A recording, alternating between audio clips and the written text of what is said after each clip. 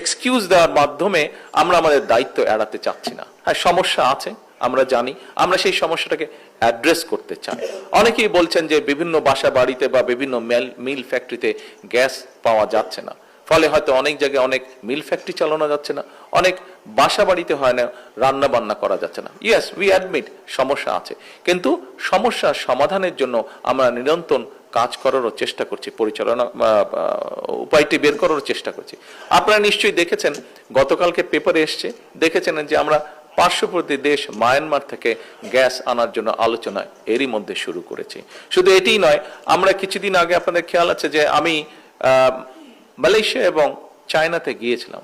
মালয়েশিয়াতে আমি ওখানে যে আছে পেট্রোনাস একটি তাদের কোম্পানি আছে, সেই কোম্পানির সাথে আমরা আলোচনা করেছি। সেই কোম্পানি একটি কাজ করে থাকে, ওটার টেকনিক্যাল নামটা আমি মনে করতে পারছি না এই মুহূর্তে। তারা যেটি করে, পেট্রোনাস কোম্পানি, এটি তারা পুরো ইন্দোনেশিয়াতে তারা করছে এবং জাপানের সাথেও তারা এটি চুক্তি করেছে, আগামী 20 বছর তারা জাপানকে সহযোগিতা দিবে। সেটি হচ্ছে কন্টেনারের মধ্যে করে তারা গ্যাস নিয়ে যায়, এলএনজি গ্যাস তারা নিয়ে যায়।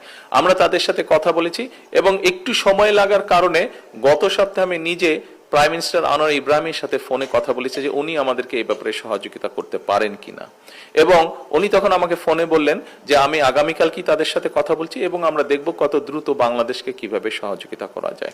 গত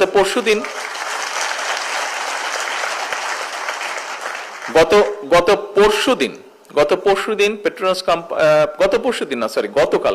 গতকাল সন্ধ্যার সময় পেট্রোনাস কোম্পানি, এখানে তো টুকু সাহেব আছেন বোধহয়, টুকু সাহেব আসেননি, গতকালকে সন্ধ্যার সময় তাদের সাথে জুম মিটিং ছিল এবং জুম মিটিং এ তারা মোটামুটি ভাবে কথাবার্তা কমপ্লিট হয়েছে এবং তারা চেষ্টা করছে, যেহেতু তারা